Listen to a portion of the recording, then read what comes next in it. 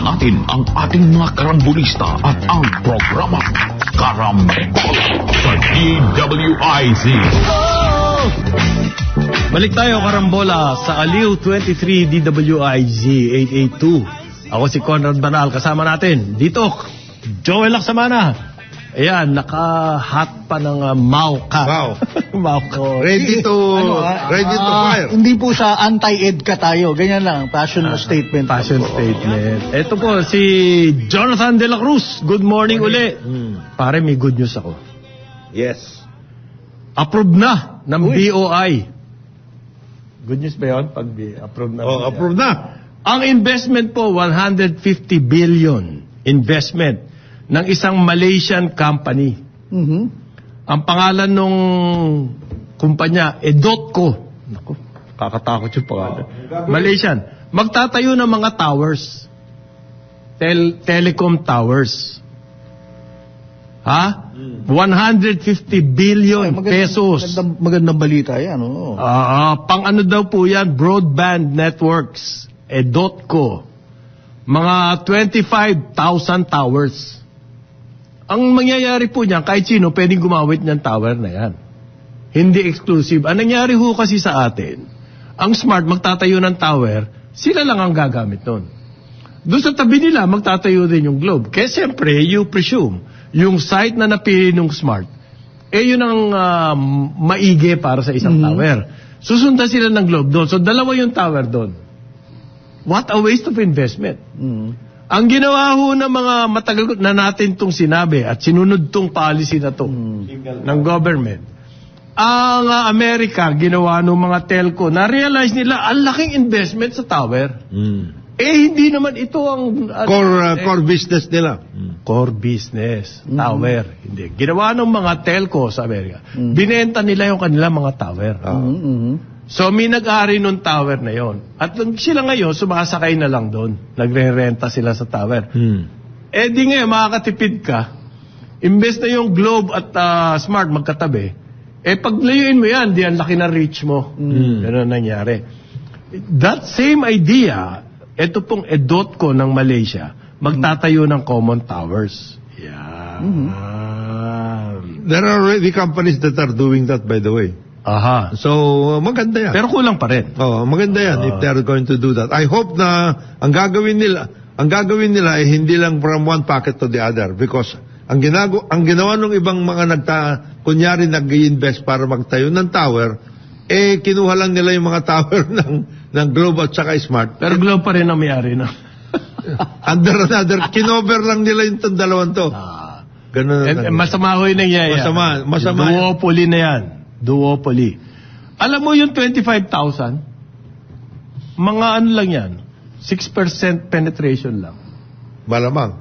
So, kailangan pa natin po ng daan-daang libo towers. Kombinasyon Towers, fiber optic, satellite, etc. Ang problema itong mga ito, I hope sana hindi malugi ito. Alam mo kung bakit? Itong mga Globe at saka Smart, they don't have any appetite going to the rural areas. Meron naman. Meron silang mga missionary wala. Programs. Sabi ng World Bank, ang penetration sa broadband, nasa 33%. One-third. Nakakonsentrate sila sa mga... One-third. Despite the income of, revenue of more than 200 billion for PLDT and Globe, 175 billion a year. Ito pa rin, nagtataka ako yung PLDT. Lumabas ka kahit na anong kalsada sa Metro Manila, makikita mo yung spaghetti. Kanila yan. Yung po mga spaghetti na yun, hindi na ginagamit ng mga linya. Yung Hindi mga na. iniikot na lang gano'n. Pati patanggalin. Hindi pa, iniwan na doon na... Kasi gastos pa. Pag inayos, unsightly. Napakapangit tignan. Bari hindi mo pwedeng tanggalin yun. Okay. It's being carried in the books. As asset. Asset. Pag tinanggal mo, mawawala. Asset management. Ano yan? Dadaling ka sa New York Stock Exchange yan. Mahigit 200 billion ang revenue nyo Gasino ba namang linisi? May mga wire po. Maraming lugar ako nakikita. Putol yung wire. Nakabitin yung wire. Oo. Oo. Hindi ba pwede linisin niya mga yan? Ha? Baka... Yun ang sabi sa akin ng isang tiga, boss, wala kaming... Ang ginawa kasi ng PLDT, cost cutting, nagtanggal ng mga tao. Empleyado. Ang ginawa nila ngayon, job out na. No. Actually, that's true. Nung nagka-problema ako sa Raymond Bill Homeowners Association. Yan na naman. Abay, umakyat na. Oo. Tapos, yung bang winarning nga nung homeowners at Huwag kayong ganyan. Oo, tapos bumaba. Tapos tinanong ko, tawag ako doon sa contact natin sa ating PLDT. Ay sir, hindi na hugayan nung dati na tao namin yan, iba na yan. Ganun pala. Okay. Ano na yung contractor? 5 araw na po nung lumabas yung nireport natin, yung World Bank study. At lumabas din yan sa, I think it's in Business World, if I'm not mistaken, lumabas yan. Hanggang ngayon, wala pa pong sagot. Itong PLDT at saka yung Globe, doon sa duopoly. Hindi nila sasagutin yan. Hindi? No way. Lusot na sila eh. Okay. Wala na si Duterte. Oo. Pasagot nyo sa gobyerno, ba't kami? Ganun yan eh. Di ba? Mawa-work out din nila. Ang problema raw po, etong duopoly na to, walang connectivity. Saka sa isa't isa. At saka doon sa mga last mile. Ano nangyayari? Okay? Tayo po pinakamahal, pinakamabagal, at pinakakonti na connection ng broadband. Bingo na yon, strike 3. Ang penetration natin, ang baba. Mahal. Mabagal. The best, strike 3, bingo. Digital world na po tayo ngayon. Information, digital age na tayo. Hanggang ngayon, ganyan pa tayo. Paano kaya ito, pare? Bubutin lang, may mga Malaysian na Edotco. Edotco. Yung sa tower. Yan ang pangalan. Bibilisan daw ng BOI ang processing nito eh. Green Lane. Just make sure na nakakontrata na yung dalawang yan. Palagay ko. Anong nakakontrata na yung dalawang yan? Hindi kasi duopoly nga eh. Pwedeng i-balya to, pare. Pwedeng i-box out. Sikuhin. Pero sige, magtayo kayo. Tayangin yung pera niyo dyan. Marami pala kayong pera eh. Diba? Hindi, magtayo pa. Siguro NTC na yon pare. Hindi. Dapat they should be obligated to use it. NTC na yan. You have to obligate. Oo. NTC, National Telecommunications. Kasi, magtatayo ka ng tower, there is a one tower policy for all of you. Tapos hindi kayo gagamit. It's my choice eh. Free enterprise. Business, is a management prerogative, parang gano'n. Yan nga yung sinasabi ng world. Per area. Kung nandiyan na yun, yan na yun. Okay, obligado, yung mga nandun sa nasasakupan ng area yun, gamitin yun. Parang sa tubig, yung pumping station. Lang naman, 1,000 pumping station kayo para sa Mandaluyong. Theoretically, obligado sila. Oo. Pero in practice, pwede nilang i-boycott. Yun ang sinasabi ni paring Jonat. Di ba? Unless... Kalaban yan eh. Unless yung sinasabi ninyo na endocro, etc. Endocro? Ay, mga nakamaikling Amerikana. Baka mag-iingat ka sa pronunciation Endotco. Unless sila... Hindi endot mo. Endotco. Unless yung company na yan, actually, cover nila baka sila. Ayun. Kasi, ang laki na ng kinita ninyo, kunyari ngayon, ito na. Paano yung bagong grupo naman ang puwapasok? Pero actually kasama kami dyan. Kasi daw po, ang silang dalawa. Ay, pare. May mga... Yun nga yung stranger things have happened, duopoly nga eh. They can always work it out. World Bank na nagsabi niyan, duopoly. Dati tayo na nagsasabi duopoly. Ngayon, kitang-kita na. They can work it out. Ang problema how naibop me ang putsa. Hindi raw kasi enhance ang competition dyan sa sektor na yan. Yan ang number 1 na observation. Kumbaga, na-regulatory capture na rin nila yan. Okay? Sagot po yan ng NTC. na tahimik. Wala sinasabi. Wala sinasabi. Wala. Ang inaasikaso, SMNI. Okay? Cease and Desist Order. Okay? Ngayon, etong PCC, Philippine Competition Commission, kailangan rin kumilos siguro. Hindi lang si JJ Attention. Nagalaw ba yan? Binabanatan pa. Kawawa naman si JJ. Nagko-contribute na nga sa UP. Ano yan? Maroons yan eh. Ang kailangan po natin, investments dyan sa telco, $2 billion a year. Para makaka-catch up lang.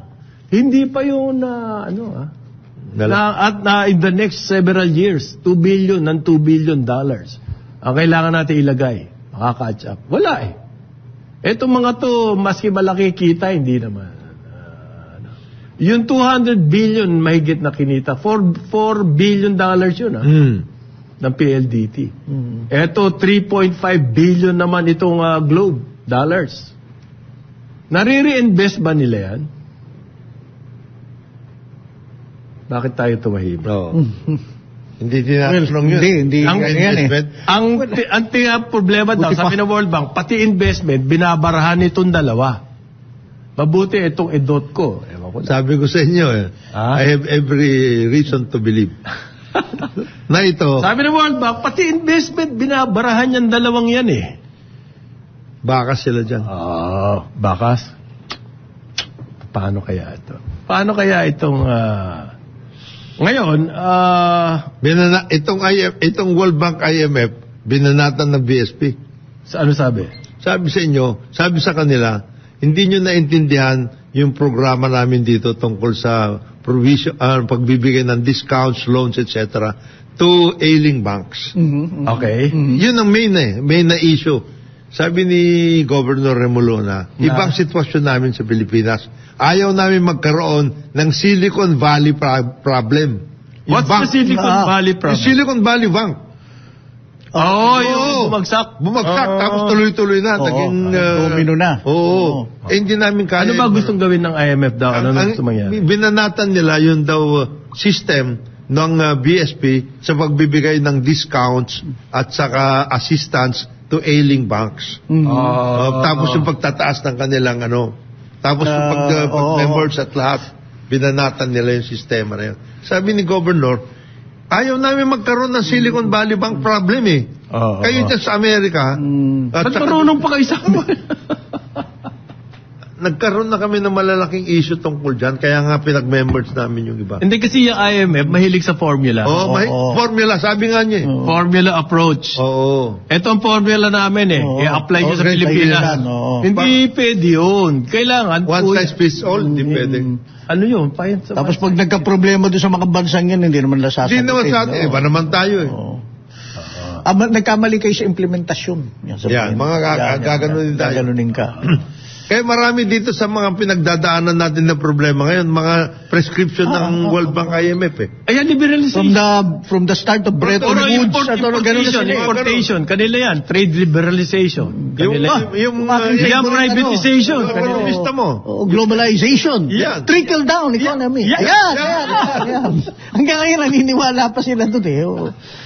Ay, naka. Hindi na nga yun. Trickle down via food stamps. Yan na sinasabi nila. Umunlad ba tayo? Ginawa natin lahat. Looks like it doesn't work. Yung privatization na yan, ang trend po sa ibang bayan. Wala na.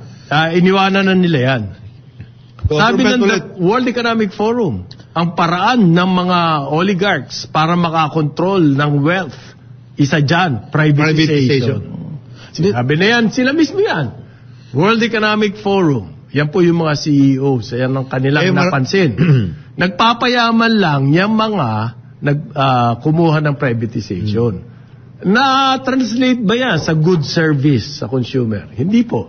Ang number one kasi, kung nagmahal yung utility na yon, is that good service? Yun ang number one argument dyan sa World Economic Forum.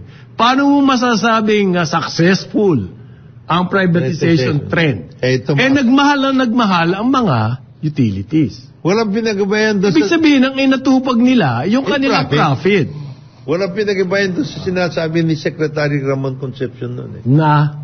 Meron namang Meron namang Mabibili. Mabibili eh. Mahal lang. Wala. Maganda bang programa yung gano'n? Kaya sabi ni At sinasabi ba yun in public? kaya sabi ni Governor Remro, mali. Hindi niyo iniintindi ang sitwasyon ng bawat bansa. And I think, alam niya sinasabi niya, dyan siya galing. Yung mga policy guidance. Ganyan yung mga one size fits all dyan siya galing. formula. Kaya ginawa ng IMF World Bank, binago nila yung team nila ng economist na magre-review. Ang pinadadala rito, mga amateur. Amateur, sabi niya. Amateur yung mga... Kakainin ang buhay ni Elia. Gagawin merienda yan. Para kayong chicharon.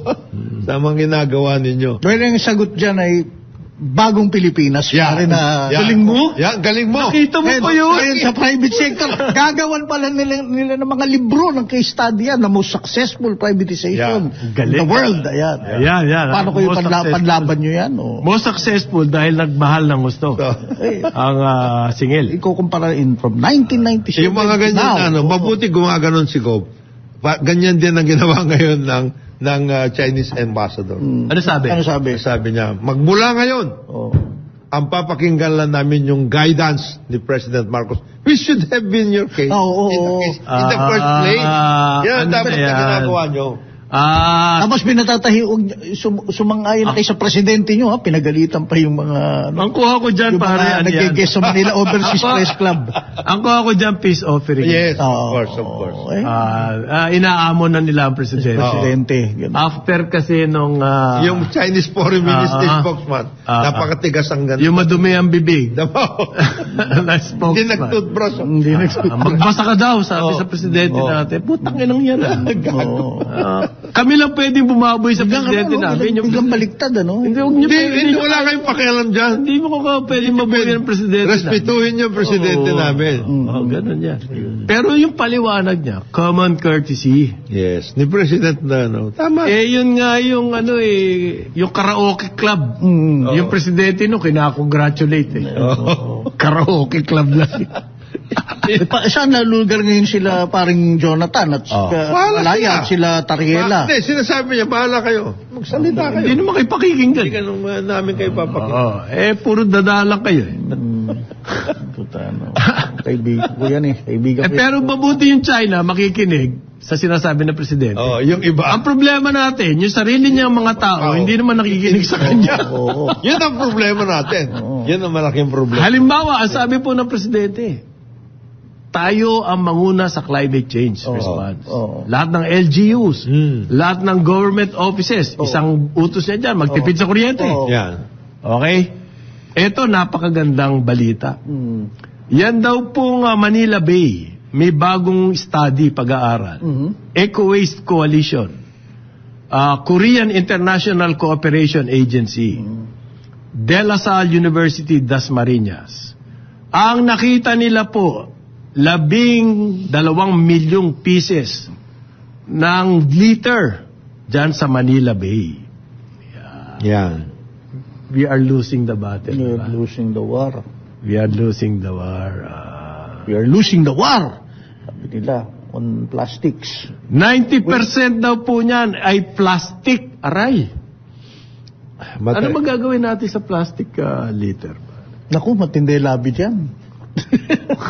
Yung nga single-use plastic, puta, Matindi labi dyan. Di ba single-use plastic? Di ba inanong na nga ni Congressman Billy Perte? Oo. Sabi niya, anong maghanap pa kayo ng batas? May batas na dyan. Hindi lang Patupad ini-implement Patupad nyo yung batas. Ikaw naman, kailangan kasi po, Congressman Villaperte, intindihin nyo. Kailangan mag-attend na mga meeting abroad Sa climate. para malaman po kung ano nangyayari sa climate change. Effort sa buong mundo. Sabi ni Congressman Billy Perte, ang puntahan ninyo yung mga factory. Ano-ano yan?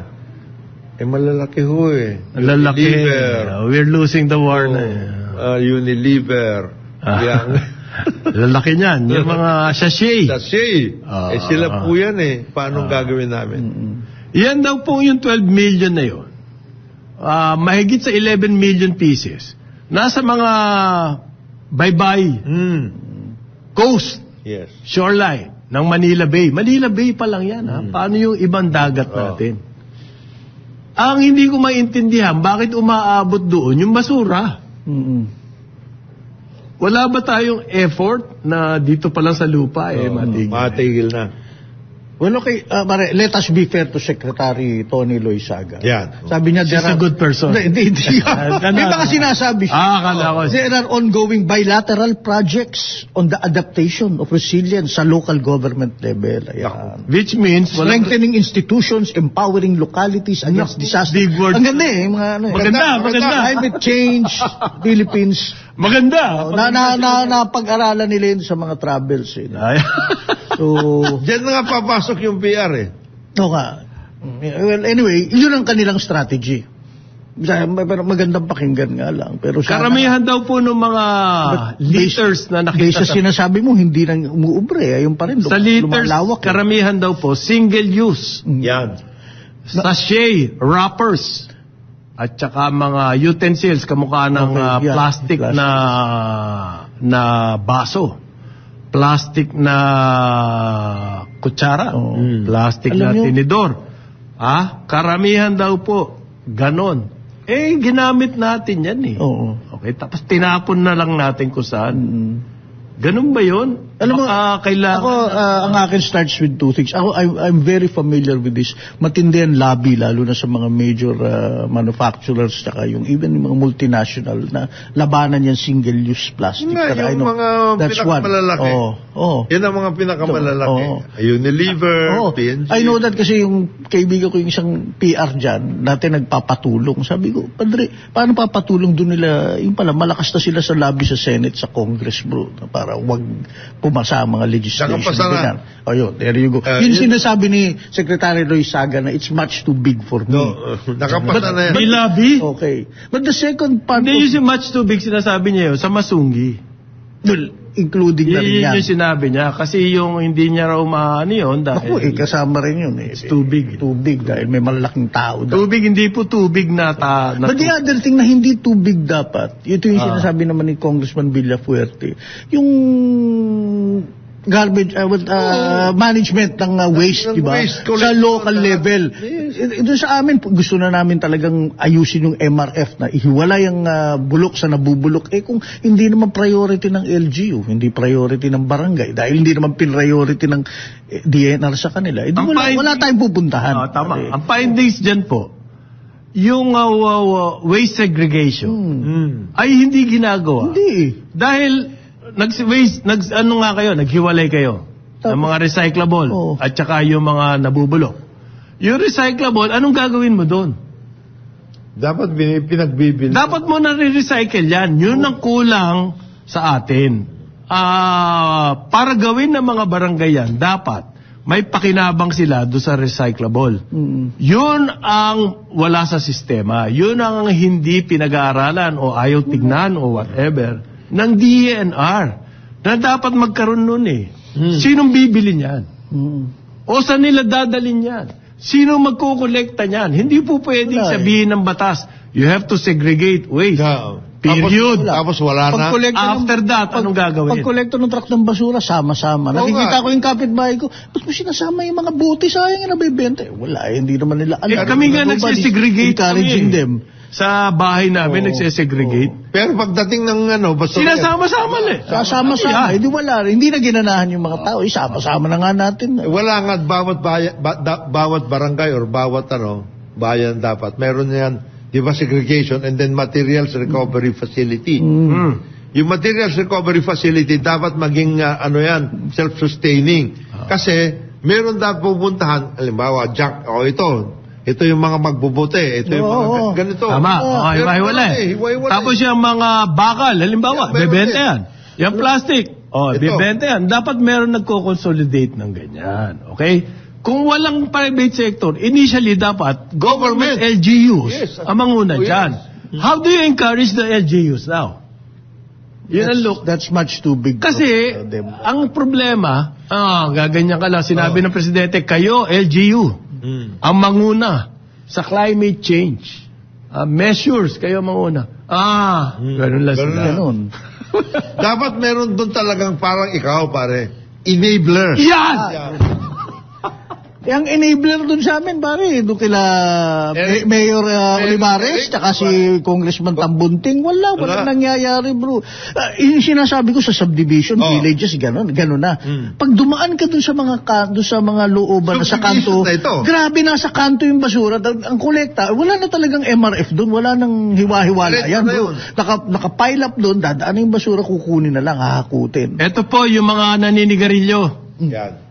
Ang number 1 daw, almost 80% ng liters sa Metro Manila streets, 80% ay upos ng sigarilyo. Yan. Maano bang ibulsa nyo na lang yan? Una. Kasi pag nakikita ko yan, pare, yung sigarilyo, tatapon na lang. Tapon na lang. Pipitik. True, Meron pong anti-littering law. Pwede kayong mahuli. Na kapag kayo'y nagtapon ng upos na sigarilyo, pwede kayong hulihin. Okay? Number 2, almost 10%. Yung pong balat ng candy.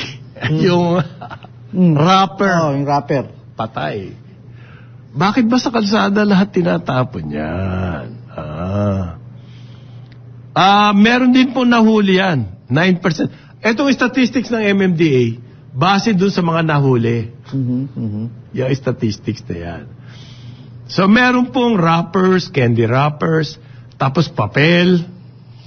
Halimbawa, meron kang nilulukot na lang na papel Tapos, tatapon mo. Yun ang top 3 na yun.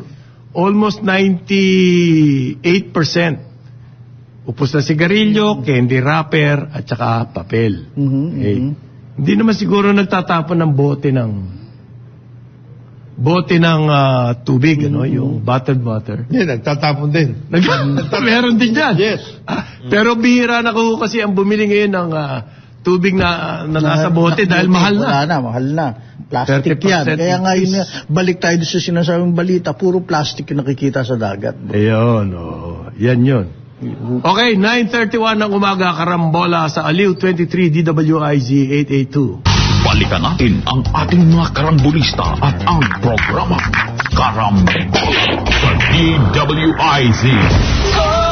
Balik tayo, karambola sa Aliw 23 DWIZ 882. Conrad Banal ito. Kasama natin Joel Laksamana, paring Jonathan De La Cruz. Good morning uli. Ang ganda nitong comment na to.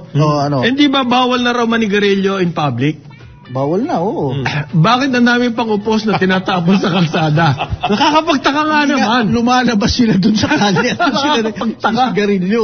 Tama yung observation nito Si Jennifer ito Jennifer.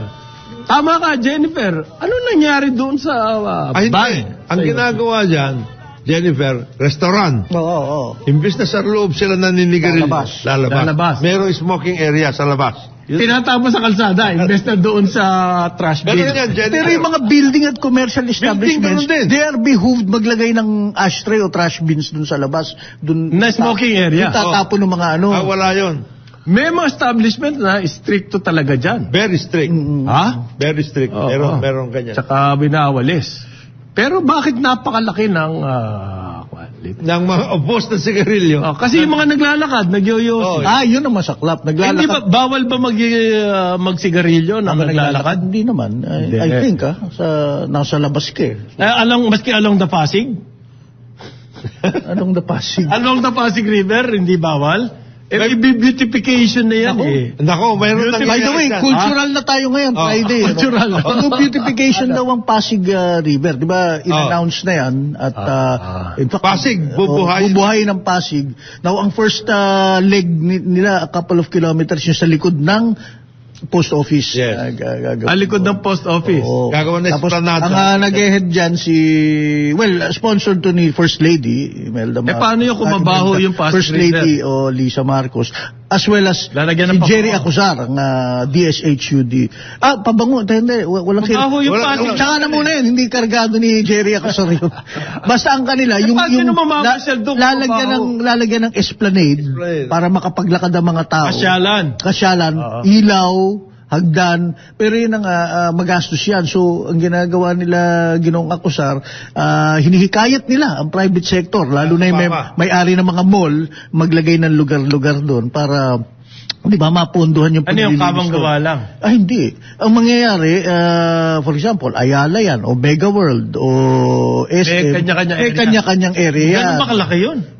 Hindi, dahan-dahan muna. Yun muna yung likod ng post office, then pahaba ng Kanino area yung post office? Likod? Hindi, wala pang nakalagay. Pero ang kinakaba nga dyan, baka naman itong magkaroon ng kanya-kanyang lugar doon, unang-una, saran mo yung lugar. Pangalawa, siyempre, parang halo-halo yan ngayon na merong estilo ni Ayala, estilo ni SM, estilo ni... Kailangan magkaroon ng uniform. Masarap naman ng chapsuy. Magiging chapsuy yung project. Ayun, magiging chapsuy. Wala naman informal settlers dyan sa lugar na sinasabi. Meron. Hindi pa kasali dyan actually yan. Ng post office. Well, hindi sa likod ng post office, pero pag dumire-diretso ka pa, marami doon. Marami. Kaya challenging yung project na yan. Nandun doon sa post office, nandun doon sa ilalim ng tulay doon. Malapit. Oo, meron. Ang alam ko kasi... Maganda yung ideya, bubuhayin yung Pasig. Meron na naghihingi ng nagsusulisit ng pondo sa mga malalaking businesses. For this purpose. Para sa Pasig project At... environmental daw. Okay. Ang alam ko kasi San Miguel, 2 billion. Drainage na nila yan. Dredging. Tuloy-tuloy pa rin yun. Minapasin nyo ba bumaha pa sa parting Marikina o Provident nung mga nakataas? Dinredge ng San Miguel, yung parting mula naman doon sa upstream, mula sa Bulacan. Hindi, ganito yung... itong buhay ng Pasig, start sila doon sa baba. Hindi, ganito yan Yung ginawa ng San Miguel yan, nagkila sila ng high-tech. Titignan nyo yung ilalim. Meron po mga technology dyan Makikita nyo kung saan yung mababaw. Hindi buong Pasig i-dredge mo. Napakagastos noon. Ganyan ang nangyari noon.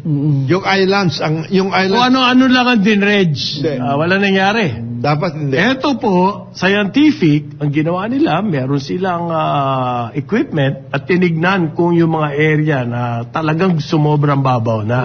Yun po ang dinredge.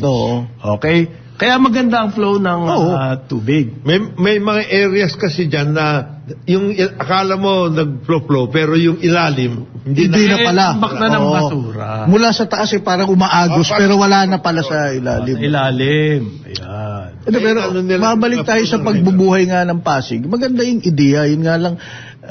Kayo rin nagkikwento sa mga past shows meron tayong mga ilang developer, real estate developer, yung kanilang meron silang yung reputasyon na na may nakuha na nila yung lugar,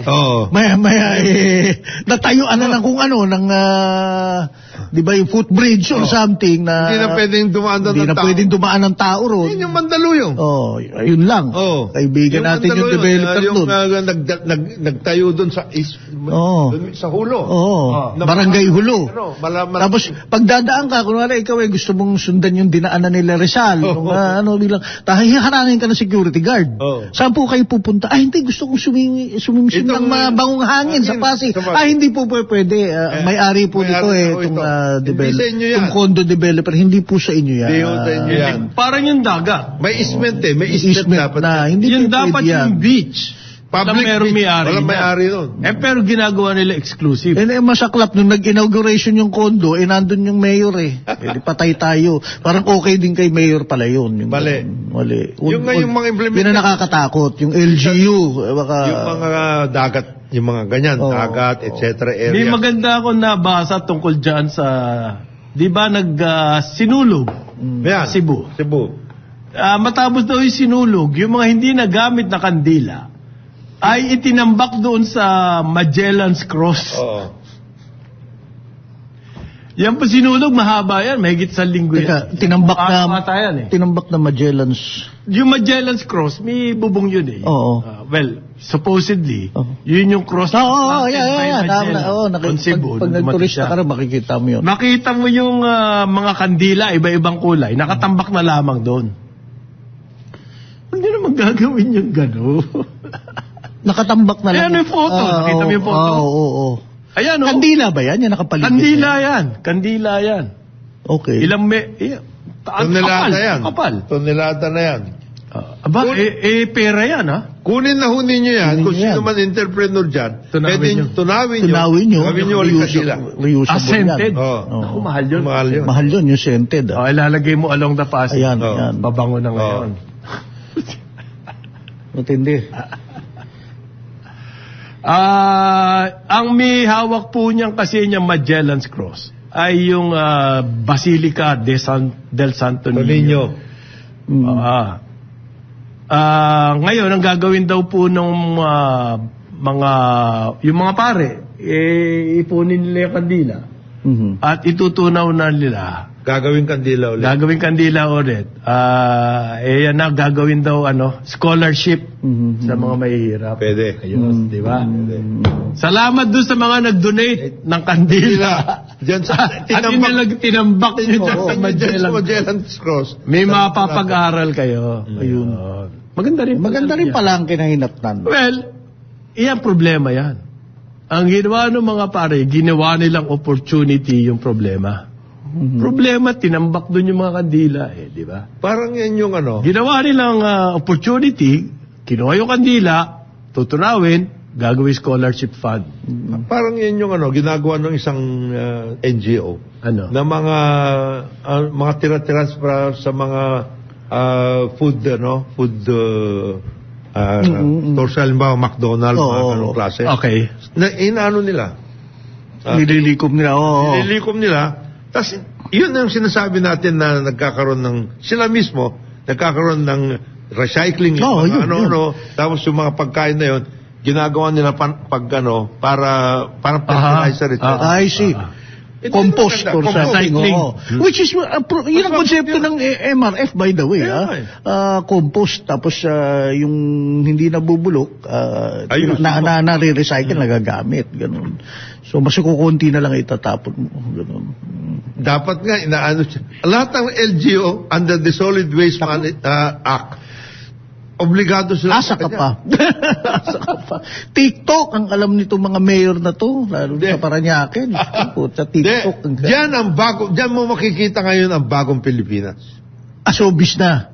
Showbiz na siya. Ano daw? Oo. Yan, halimbawa, paglilinis. Okay. Hindi, Pag-ayos na space. Yan. Baka naman yan i-launch nila Secretary Chavez. Yan na nga. Na talaga magmalasakit kayo sa inyong mga pamayanan, sa inyong mga komunidad. Magmalasakit kayo sa mga kapaligiran ninyo, esteros, kung ano. Hindi dapat si Secretary Luisaga nandun din siya. Pare, busy naman yung tao. Siya yung mag-lead dyan, mag-lead ng busy. A revolution of mindset. Kailangan pag-aralan ng nangyayari sa mundo ng climate change. O ngayon pong araw na to, alas 10, pagkatapos ng karambola, magsisimula dyan sa Antipolo Cathedral. Meron din dyan. Kasi nadeklara na po na international shrine. Yang simbahan sa Antipolo. Our Lady of Good Voyage. Ba yan? Yes, Good Our Voyage. Lady of Good Voyage. Diyan sa Antipolo, sa Cathedral, diyan, International Shrine. Today, at 10 a.m., meron pong misa. Ang Papal Nuncio mismo. Ang pupunta dyan. Ang magmimisa. Yan na yung formal recognition pa ng Our Lady of Peace and Good Voyage na International Shrine. Okay. Matagal-tagal ho yung process na yan, bago nangyari yan. So, meron na tayong international na shrine dyan sa Antipolo, alas 10. Yung mga magpupunta na Antipolo, baka matraffic dyan. Di ba? Magmimisa and everything. It's a big deal. Maraming pag-ano dyan. Maraming gagawin dyan. Alam mo, nung high school ako, nagpipilgrimage kami dyan. Oo, tayo. Naglalakad kami. Magmula Makati hanggang Antipolo Church. 4 na oras. Yan na yung tayo na sa Antipolo. Pag Holy Week, ginagawa pa rin nila yan. Hanggang ngayon meron. Hanggang ngayon meron pa rin. Holy Week. Pero hindi kami nakatapak. Hindi na. Hindi, tsaka 4 na oras for a high school kid. May grupo ito. Pag Holy Week, may, tsaka May. Yung Thursday night, pupunta doon. Oo. Matindi ang ng Antipolo. 80 bishops po daw ang a-attend. Ang ganda niyan. Pero maganda yan, Big to, Big activity ito. May prosesyon. Ayun. Okay, may prosesyon dyan. Traffic nga yan, traffic. Oo, mag-ingat na kayo. Yung mga magdadaan dyan, may prosesyon ho. Hindi, tsaka pag prosesyon, tsaka pag mga gaya-gaya ng Holy Week, priority yung naglalakad, Oo. pedestrian. So, even yung mga kotse, titigil, pinapadaan yan. pinapadaan talaga. Hindi, minsan may mga pasaway na nakakotse. Sobra naman yun eh. Iniistorbo yun. Iniistorbo. Wala ka magagawa. Dahil bumili sila ng mga bahay dun sa mga subdivision sa taas, sa Antipolo. Advisory po, meron ding footbridge demolition dyan. North EDSA. January ngayon din po simula niyan. Titibagin daw yung footbridge dyan sa North SM EDSA. North EDSA. Oo. So, inaccessible yan. Yung mga magdadaan dyan daw, may istorbo kayo. Traffic dyan. SM North. SM North. Isa yan sa mga original footbridge. Oo. Dyan dapat din yung common station eh. Hindi naman natin. Oo, hindi natuloy. Dadaanan kasi yan ng yung north-south Oo. na rail. Kaya tatama. Yan. Lang naman, yun ang priority. Dito sa Pasig din daw po, merong mga pagbabago, may rerouting ng traffic. Saan po? Pasig. Baka sa Kapasigan sa loob. Kasi may cycling event. Sports event. So, may mga saradong, alamin nyo po. Yan, napag-usapan yung cycling. Cycling. Matagal ko nang kumbinsi yung Cycling Federation at saka yung National Sports Association ng Cycling Okay. na kung maaari, ayusin natin ulit yung Tour of Luzon. Uy, Sana nga eh. Lalo ngayon. Naging tour ng Pilipinas na yan eh. Ang ganda dapat yan eh. Tour ng Pilipinas. Sino ba dapat ang organizer? Dati mga Marlboro. Well, yun yung sponsor. Tapos na-outlaw. Hindi naman na-outlaw. Well, sila rin ang organizer. Pero yun nga, na-outlaw na yung mga cigarette may cycling federation advertising. May cycling federation at saka meron ding national sport. Pwede naman kumuha ng sponsors na hindi na sigarilyo, di ba? Iba na ang consumer item na. Kinakausap ko nga yung cycling federation. Kasama na si Senator JV. Kasi cycling enthusiast yun eh. Para ma-workout sana yan. Maski na umpisa muna natin sa That's a tradition Totoo lang. Sa Europe, tuloy-tuloy pa rin yun eh. Pero bakit sa atin natigil eh, no? Sayang yan. Ngayon, may magandang balita tungkol dyan sa Cebu. Rapid bus. Tagal na yan. Hindi, maraming delay yan eh. Delay. Kaya yung World Bank, tinigil nila ang kanilang support. Ngayon, nakita daw nila in the past 18 months, ibig sabihin under BBM, umandar. Malaki ang progress. Thank you naman, meron progress. Meron naman pala nangyayari, ikaw naman. Pero parang So sabi ng World Bank, i-restructure na nila yung kanilang financing package. Ibig sabihin, tuloy na yung support ng World Bank. Ano yan eh? Good news yan. Nagkaroon ng problema yan dahil dyan sa mga right of way, tapos yung ng Cebu City versus the Cebu Province, at lahat, pati yung connection, kasi malalaking areas yung mga yan. Mandaue, Cebu City. Mass transit po yan. Yan ang pilot natin sa rapid bus system na kailangan natin. At saka kung sinong proponent. Dati kasi yung mga train masyadong masalimuot ang Pero yung rapid bus, pwedeng gamitin yan eh. Mas madaling gawin yan. Yan, rapid bus at saka yung people mover na ginagawa natin na parang yun yung mga cable car. Yan yung workout. Merong ganun na trabaho tinatrabaho. Na-move lang naman to 2027 dahil nagkaroon ng changes sa design. Yun na nga kasi nga nagkakaproblema sa delay din. Package for... Ang dami nagre-resign na staff. So, hindi na asikaso yung maganda to. Ito magiging pilot project sa Cebu Then implement sa ibang major cities. It's not the same as the carousel. Hindi. Ngayon, request ng extension. Hindi po mapayag ang World Bank. Ngayon, finally, nakita nila, meron ng progress at ang sinabi nila, under the Marcos administration, pagmula noong July 22, notably improved daw ang performance. Sino kaya yun? I-congratulate natin. Sino kaya yung the man behind it na hindi puro salita? Yan po ang kailangan natin ngayon, aksyon! Ang original proponent niyan si Francis Yuseco. Sino namamahala ng project? Meron yatang Cebu Rapid Transit Group. Yeah, congratulations po. Maganda yan. Sana ganyan lahat ng mga major infrastructure projects natin. In addition to that, there is also, merong grupo na nag-offer nga nung people mover, yung parang cable car. Doon, kasi ang Cebu at saka yung mga Mandaue at lahat, except for the reclamation, sisikip. Kaya hindi pwede yung mga tren na malalaki, hindi. Kaya tama yan, yung bus rapid at saka yung people mover, yung parang cable car, yun ang workout talaga dapat yan. Sa area na yan. Yung po mga tumataya ng loto, ayan. Nagkabakbakan sa Senado hearing. Yan. Sabi po ng isang officer, OIC, ng Technology Services Department, si May Serelles, sinabi niya po sa mga senador na posible nga, in theory, na ang merong access sa root server ng lottery, posibleng i-manipulate ang result. Diba? Lahat naman po ng technology, pwedeng i-manipulate. Pwede talaga. Oo. It is possible, yun po ang sabi niya. Pero kasi ginagamit na ngayon to na, uy, may dayaan dyan. Theoretically, it is possible. Halimbawa, nagsabuatan daw. It has to be a huge conspiracy para mangyari po yan. Yun ang the difference here. Lahat naman posible mangyari. Pwede. Nangyari ba? Nangyayari ba? Yun po ay pangalawang tanong dyan. Ngayon, tinanong kasi siya, pwede ba yan? Ganyan. May mag-manipulate niya.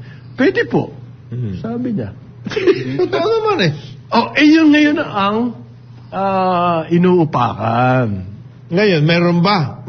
Para rin yan yung pwede bang magkaroon ng People's Initiative na nagbigayan ng pera? Pwede. Sino may access ng root server?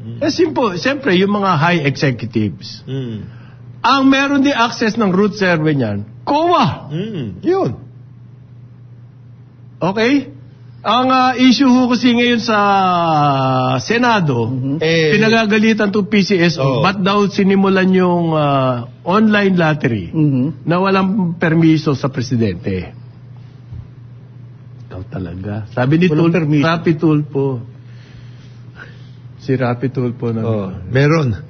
Meron na? Meron, pinakitaan siya wala daw You mean to tell me? Pinagalitan. Hindi raw sinabihan ng presidente, hindi nagpaalam sa presidente. Nag-uusap siya naman, para rin. Meron. Nag-inform ba kayo? Opo. Pero ang sabi daw kasi, wala naman daw, nothing in the law prohibits the PCSO. Pero kumbaga, innovation yan Yung lottery system po, existing na yan. Okay? Nangyayari na yan. Meron na lottery system, existing. Nagbukas ka ngayon ng e-lottery. Is that another big deal altogether? Parang ganito po ang Chowking. Nakabukas na ng mga tindahan. Biglang Chowking, magdi-deliver sila. You need another permit for that? Hindi ko maintindihan yung point. Wala Wala. Okay. You need another permit kung gagamit ka ng delivery system na Grab. Grab. Hindi naman. Ikaw naman, hindi. Yung mga ganyang innovations, management... Hindi, ginagawa na kasing issue yan against the PCSO. Hindi ko kayo masisisi, no? Dahil alam ko, meron kayong alam tungkol dyan sa PCSO, pero hindi po lahat na lang ng issue. Ganito. Ganyan. Maghanap kayo ng issue na Baka kailangan ng ambulansya, or Oo. ba? Kaya sa upakan natin Oo. PCSO, ganun ba? Naman. Maghanap kayo ng ibang issue na hindi tama. hindi Nakakabit. nakakabit. Ay, Nakakabit, nadidikit. Oo, hindi ano. Hindi, tsaka trap yung tanong eh. Oo. Posible ba? Oh. Trap na trap eh. Ang Halata may eh. hawak na root server, ma-manipulate yung loto. Posible ba? Opo. Posible. Talaga naman. Talaga naman posible. Hawak mo yung root server eh. Hindi pwede mong manipulate. Pero to do that, grabe yung conspiracy Which is dyan. Ang totoo dami ninyo. mong kakausapin. Dami mong kakausapin. May sisingaw dyan. Tapos yung mananalo, dapat kakuntsabang Oo. yun. Kasi baka mabigla yun. Ha? Natalo ko. Di naman ako tumaya. Patay tayo Ano dyan. naman yan? It has to be a huge conspiracy. Yun po medyo... Oo. medyo kwan na yun. Sa susunod, wag niyong kargahan masyado yung mga tanong. Manap kayo na solid. Solid Tapos na, yun ang upakan natin. Oo. Manap Yung kayo na ganon. solid, upakan natin yan. Yun ang pwedeng upakan. Hindi natin patatawarin yan. Hindi yung itratrap mo yung tao, tas gagawa ka ng issue. Wala. Meron akong good news sa'yo, Jonathan De La Cruz. Yes, sir. Okay. Kapag nagpunta ka ng Starbucks, Yan. Ayun. ang discount mo 40% na ngayon. 40% na. Oy, thank you. Ay! Oy. One day, o ang sabi. 40% na po, hindi na 20%. Hindi, Discount. pinaka-ano kasi dati sa Starbucks, may discount ka nga, pero buy one, ano lang. Ano yan? One item lang. One item lang. Eh ngayon, pwede na marami? Pwede naman. 20%, 40% na raw. Okay. Saan? Sa lahat? Kalimbawa, pupunta ako ngayon sa Starbucks. One day lang. One day lang. Pare, yun na nga sinasabi ko eh. Yung good news mo eh. Hindi kompleto eh. One day lang. Pumunta ka na ng one day lang. Another trap na. Another trap trap yan yan, eh. no? Basta ang utak dito sa PR, pare. Hindi galing ang Starbucks. Parang yan, Kaya nga Starbucks yan eh, di ba? parang trap yan. Parang yan yung posible ba? Oo. Ganyan din ito eh. Yung mga senior citizen po, ang San Miguel nag-offer din ng 20% Yan ang- discount sa mga expressway. Yan ang gusto kong marinig, bro. Kasi ang mahal ngayon eh. Yung mula sa South 20% hanggang NLEX. discount. But yun ang tinatanong ko sa... Paano mong i-implement yan? Yeah, nasaan na ngayon yung proposal na yan pending daw? Nasa Ginagawa House and nila yung Ways and Means. technology niyan. Kasi pag senior citizen ka, yung sasakyan mo, kailangan mo i-register. Kailangan register sa pangalan ng senior citizen. Oo. RFID. Oo. Ayos yun. 20%. Laking bagay yun, ha? Okay. Sa Skyway. Nandito na. Naku. Excited na. Hindi trap ito. Hindi Hindi, trap. hindi. Hindi ito trap. Nagamit ko na yung huling bote ng Bunuan Bangos. Eto, Wala na. Walang 40% in one day. 40%. Trap yun eh. 100% po ito na award-winning broadcaster Dennis Antenor Jr. sa kanyang programang Ronda Pilipinas. Sa ngalan ni paring Jonathan De La Cruz. Yes. Paring Joel Laksamana, ako si Conrad Banal. See you Monday. Huwag niyong kalimutan. Yan. Sa linggo. Bagong Pilipinas. Bagong Pilipinas, ano? Karambola. Sumainyo ang programang Karambola sa DWIZ. Hanggang sa muli, tayo'y magbabalik upang ihatid ang pagtalakay sa iba't ibang mga issue dito pa rin sa programang Karambola sa DWIZ.